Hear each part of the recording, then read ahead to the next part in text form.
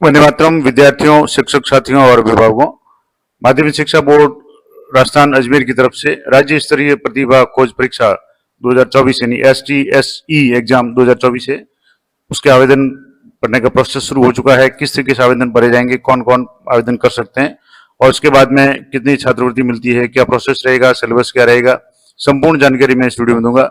Video थोड़ा सा लंबा हो सकता है लेकिन संपूर्ण जानकारी दूंगा।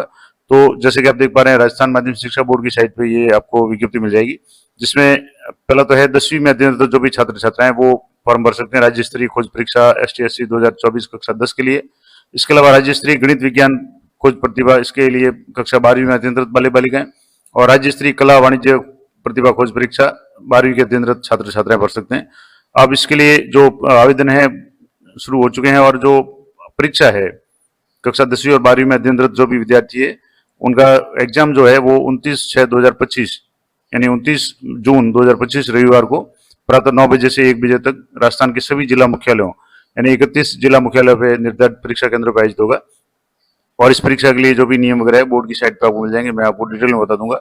अब इसमें कौन कौन आवेदन कर सकता है, तो राजस्थान में सभी मान्यता प्राप्त विद्यालय, जिसमें केंद्रीय विद्यालय, public school, Navodaya Vidyalaya, convent, निजी स्कूल, सरकारी स्कूल, माध्यमिक शिक्षा बोर्ड द्वारा संचालित मॉडल स्कूल सहित जो भी स्टूडेंट वर्ष 2024-25 यानी इसी सत्र में जिनका अभी एग्जाम हुआ है, नियमित रूप से कक्षा 10वीं या 12वीं में अध्ययनरत विद्यार्थी योग्य होंगे। यानी जिन्होंने अभी 10वीं और 12वीं की परीक्षा दी है वो सारे विद्यार्थी पात्र है, जिनके क्रमशः कक्षा 9 और 11 में न्यूनतम 50% अंक है। यानी मतलब 10वीं में अभी जो बालक बालिकाएं थे जिनके 9वीं में अगर 50% अंक प्राप्त करके वो 10वीं में आए हुए हैं या 11वीं में 50% अंक है और 12वीं में साल एग्जाम दिया है, तो वो सारे पात्र है, आवेदन कर सकते हैं।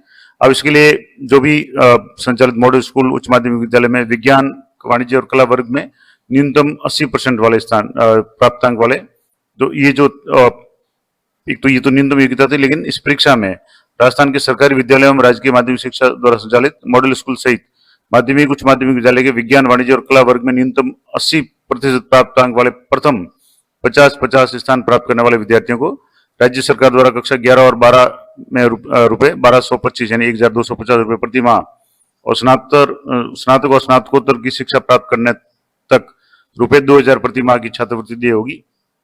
तो ये तो तब होगी जब आप एक बार इसमें सिलेक्शन हो जाएगा और जिन परीक्षार्थियों का चयन छात्रवृत्ति हेतु उपरोक्त परीक्षा की कक्षा 10 स्तर पर हो जाएगा, उन्हें कक्षा 12 के स्तर की परीक्षा में प्रविष्ट होने की आवश्यकता नहीं है। यानी अगर 10वीं में इस बार आपका हो जाता तो आपको 11वीं 12वीं में भी ये छात्रवृत्ति मिलती रहेगी और इन्हें स्नातकोत्तर तक यानी MA MCOM वगैरह तक नियमित अध्ययनरत रहने पर छात्रवृत्ति दी होगी। इसके अलावा यहाँ और भी इम्पोर्टेंट बात है कि जैसे उक्त परीक्षा में कक्षा 10 और 12 में, जैसे 12वीं में विज्ञान, वाणिज्य, कला वर्ग में राज्य स्तर पर योग्यता सूची में प्रथम पृथक 20 चयनित विद्यार्थी है, उनमें से प्रथम स्थान प्राप्त करने वाले विद्यार्थी को एक मुश्त 4000 रुपए और शेष 19 विद्यार्थियों को एक मुश्त 2000 रुपए प्रोत्साहन स्वरूप दिए जाएंगे। यानी ये एक्स्ट्रा होगा। और जिन विद्यार्थियों ने 90% से अधिक अंक प्राप्त किए हैं, यानी जो परीक्षा देंगे और 90% से अंक प्राप्त करते हैं, भले ही उनका सिलेक्शन नहीं हो तो भी उनको स्कॉलर सर्टिफिकेट, और जिन परीक्षार्थियों ने 80% या उससे अधिक अंक तथा 90% अंक प्राप्त किए उन्हें भी विशेष योग्यता प्रमाण पत्र यानी डिस्टिंक्शन सर्टिफिकेट भी दिया जाएगा। अब इसमें जो भी छात्रवृत्ति है वो जैसे केवल माध्यमिक शिक्षा बोर्ड राजस्थान से संबद्ध प्राप्त राजकीय और गैर राजकीय विद्यालय में कक्षा 10वीं 12वीं में प्रत्येक वर्ग में राज्य स्तरीय योग्यता सूची में प्रथम 20 चयनित विद्यार्थियों में से प्रथम स्थान प्राप्त करने वाले को 4000 और शेष 19 विद्यार्थियों को 2000 रुपए प्रोत्साहन राशि वगैरह दी जाएगी। तो ये तो हो गया। अब इसके लिए क्या होगा, एग्जाम का पैटर्न क्या होगा, तो 10वीं और 12वीं के जो भी स्टूडेंट है उनकी परीक्षा अलग अलग होगी और परीक्षा वस्तुनिष्ठ होगी, यानी ऑब्जेक्टिव टाइप होगी, मल्टीपल चॉइस ABCD के टाइप के क्वेश्चन होंगे और परीक्षा में नेगेटिव मार्किंग नहीं होगी। ये एक विद्यार्थियों के लिए प्लस पॉइंट है। नेगेटिव मार्किंग नहीं होगी तो आप 100% जो भी प्रश्न है उनको अटेम्प्ट करें। और परीक्षा हेतु पाठ्यक्रम है वो कक्षा 9 और 11 के लिए जो भी सत्र का 23-24 का जो पाठ्यक्रम था, यानी 9वीं में आप जो भी पढ़ के आए हैं, और 10वीं और 12वीं का संपूर्ण पाठ्यक्रम, यानी जैसे 10वीं में अध्ययनरत बालक बालिकाएं दे रहे तो उनका 9वीं 10वीं का, और 12वीं वाले दे रहे हैं तो उनके लिए 11वीं और 12वीं का जो भी वो पढ़ करके आए हैं उसी में से परीक्षा होगी। और कक्षा 10 और 12 में ये परीक्षा एक ही दिन में निरंतर 3 सत्रों में ली जाएगी। यानी जो भी इसमें टाइम टेबल है पूरा, मैंने आपको पहले बता दिया डेट वगैरह। तो जैसे इसमें प्रथम सत्र होगा जिसमें बौद्धिक योग्यता परीक्षा होगी, जिसमें MAT मेंटल एबिलिटी टेस्ट होगा, जिसमें 50 प्रश्न होंगे और 50 अंक होंगे, और ये परीक्षा होगी 9 बजे से 9:45 तक। द्वितीय सत्र होगा वो भाषा योग्यता परीक्षा होगी, यानी लैंग्वेज टेस्ट होगा, जिसमें 40 प्रश्न होंगे, 40 अंकों के, 10:15 से 11 बजे तक होगा। और तीसरा जो सत्र होगा शैक्षिक योग्यता परीक्षा होगी एसएटी, जिसमें 90 प्रश्न होंगे, यानी इसका वेटेज काफी ज्यादा है और 90 अंक होंगे। और ये 11:30 से लेकर के मध्याह्न 1 बजे तक होगी, यानी लगातार कुछ गैप के अंतराल के बाद में ये परीक्षा सुबह 9 बजे से 1 बजे तक संपन्न होगी। और दृष्टिबाधित वगैरह है तो उनके लिए थोड़ा सा समय है वो एक्स्ट्रा होगा। अब इसके लिए कक्षा 10 की जो परीक्षा होगी उसमें किस तरीके से होगा, जो 90 प्रश्न एसएटी के आएंगे शैक्षिक योग्यता के, उसमें भौतिक विज्ञान के 25 प्रश्न आएंगे, रसायन विज्ञान के 25, जीव विज्ञान के 20 प्रश्न और गणित के 20 प्रश्न, इस तरीके से ये 90 प्रश्न आएंगे। और 12वीं के लिए जो भी योग्यता है वो जैसे 11वीं 12वीं की जो बुक्स है उनमें से आएंगे। अब इसमें विभाजन किस तरीके से, जैसे विज्ञान वर्ग है 12वीं में, तो भौतिक विज्ञान यानी फिजिक्स के 30 प्रश्न होंगे, केमिस्ट्री के 30 होंगे और जीव विज्ञान यानी बायो या मैथ्स उसके 30 प्रश्न होंगे, यानी 90 प्रश्न। इस तरीके से वाणिज्य के लिए लेखा शास्त्र के 30 प्रश्न, व्यवसाय अध्ययन के 30 और अर्थशास्त्र या गणित के 30 होंगे। कला वर्ग में इतिहास के 23 प्रश्न होंगे, भूगोल के भी 23 होंगे, राजनीति विज्ञान के 23 होंगे और अर्थशास्त्र या गणित के 21 प्रश्न होंगे। इस तरीके से तीनों जो भी पेपर होंगे, इन तीनों पेपरों के प्राप्तांकों के योग के आधार पर मेरिट बनाई जाएगी, यानी 50 प्रश्न 40 90 और 90 180 जो भी होंगे उसके अनुसार मेरिट बनेगी। और पेपर आपको हिंदी और अंग्रेजी दोनों माध्यम में होंगे, लेकिन आपको एक ही माध्यम का सिलेक्ट करना है। और ओबीसीडी एबीसीडी है तो आपको ऑब्जेक्टिव टाइप ही थोड़े करना है। अब इसमें आवेदन करने की जो तारीख है वो 9/5/2025 से लेकर के 15/5 तक है, यानी ये कल से परसों से आवेदन शुरू हो चुके हैं। आप सीधे विद्यालय से संपर्क करके आवेदन कर सकते हैं और 15 तारीख इसकी लास्ट है। उसके बाद फिर विलम्ब शुल्क से अगर करना चाहें तो आपको एक्स्ट्रा शुल्क देना पड़ेगा। और 16 से 18 तक, अगर 15 तक किसी कारण से नहीं भर पाते तो 18 तक आप जरूर भर लें। और उसके बाद में जो फॉर्म भरने के बाद में चालान से जो शुल्क जमा कराना है बैंक में वो 15 तारीख तक है नॉर्मल चालान, और विलम्ब शुल्क सहित है वो 20 तारीख तक आपको जमा कराना। और ऑनलाइन और हार्ड कॉपी में प्रमाण पत्र, परीक्षा शुल्क, बैंक चालान और परीक्षा की सूची है वो भेजने जो बोर्ड को भेजी जाएगी, वो 26/5/2025 तक भेजनी है। अब इसके लिए आप जो भी अपना आवेदन करें उस समय आपके फोटो की आवश्यकता होगी, साइन की आवश्यकता होगी, और आपके जो भी रिकॉर्ड विद्यालय रिकॉर्ड में नाम, पिता का नाम वगैरह वो सारा एक बार जरूर चेक कर लें। फॉर्म भरते समय अगर आपकी कोई गलती हो जाती है तो उसका भी संशोधन है, वो ऑनलाइन संशोधन है 19/5 से लेकर के 21/5 तक हो सकेगा। तो अगर मान लो फॉर्म भरते समय आपकी कोई गलती हो जाती है, कोशिश करें कि विद्यालय का जो भी रिकॉर्ड है, जैसे 12वीं के स्टूडेंट है तो 10वीं का जो भी रिकॉर्ड है, 10वीं की मार्कलिस्ट उसके अनुसार डॉक्यूमेंट है। और 10वीं वाले फॉर्म भर रहे हैं तो उनको 9वीं की मार्कलिस्ट और 8वीं की मार्कलिस्ट देख करके नाम वगैरह सही भरें, ताकि ये ऑनलाइन संशोधन की आवश्यकता नहीं पड़े। फिर भी अगर गलती हो जाती है और आपको पता चल जाता है तो 19 से 21 के बीच में आप संशोधन कर सकते हैं। परीक्षा शुल्क है वो सामान्य स्टूडेंट है उनके लिए 300 रुपये बिना विलम्ब शुल्क, और अगर आप 15 तारीख तक नहीं भर पाते हैं तो 18 तक आप 350 रुपये दे करके ये 50 रुपये विलम्ब शुल्क हो जाएगा। और इसी तरीके से अनुसूचित जाति, जनजाति, बीपीएल, निःशक्त यानी जो दिव्यांगजन है, सीडब्ल्यूएसएन का प्रमाण पत्र है आपको अपलोड करना पड़ेगा, उन सभी के लिए 175 रुपये शुल्क होगा। और अगर विलम्ब शुल्क है तो वो 225 रुपये हो जाएगा, यानी एक्स्ट्रा आपको 50 रुपये एक्स्ट्रा देना पड़ेंगे। और परीक्षा शुल्क के अतिरिक्त विद्यालय द्वारा गृह शुल्क के रूप में 20 रुपये प्रति परीक्षार्थी अलग से लिया जाएगा, यानी 20 रुपये भी आपको विद्यालय में देने पड़ेंगे। 300 + 20 आपको देने पड़ेंगे एक स्टूडेंट के, क्योंकि अग्रेशन शुल्क लगेगा। और जिन परीक्षार्थियों को ST SC या जो भी कैटेगरी का है या CWSN का है यानी दिव्यांगजन है, तो उसको सक्षम अधिकारी का प्रमाण पत्र आपको जरूर अपलोड करना पड़ेगा। तो आप अगर किसी भी रिजर्व कैटेगरी में आवेदन कर रहे हैं तो अपना प्रमाण पत्र जरूर साथ में रखें। इसके अलावा उसकी फोटोकॉपी भी आपको संस्था प्रधान द्वारा प्रमाणित करके ऑनलाइन स्कैन करके अपलोड करनी है। और इसके अलावा जो भी आपका फोटो वगैरह है वो भी आप साथ में लेकर जाएं विद्यालय में जाएं तो। और ऑनलाइन आवेदन है वो बोर्ड की साइट पे जो विद्यालय के फॉर्म जहाँ से 10वीं 12वीं के फॉर्म भरे जाते हैं वहीं से भरे जाएंगे। मैं आपको डिटेल में बता दूंगा, लाइव भी थोड़ा सा डेमो बता दूंगा।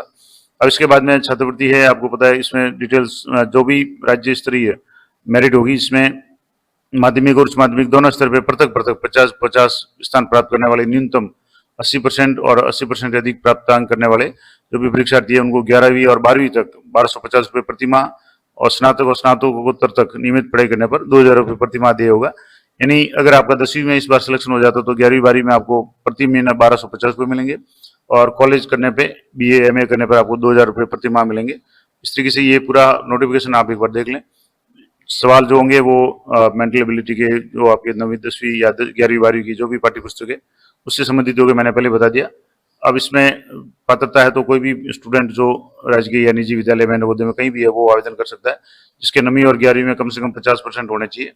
परीक्षा की विधि है ऑब्जेक्टिव टाइप होगी, नेगेटिव मार्किंग नहीं होगी, पाठ्यक्रम है आपको मैंने पहले बता दिया, और भी पाठ्यक्रम आपको बता दूंगा। इस तरीके से ये शाब्दिक प्रश्न वगैरह ये पाठ्यक्रम आपको बोर्ड की साइट पर मिल जाएगा, मैं आपको डिटेल में बता दूंगा।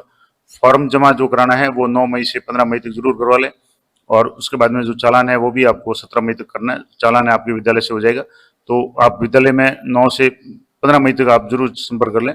फीस आपकी 300 प्लस 20 रुपये अग्रेसन शुल्क होगा, प्रत्येक स्टूडेंट को अग्रेसन शुल्क देना पड़ेगा, और अगर विलम्ब शुल्क से भरते हैं तो 350 प्लस 20 रुपये हो जाएगा।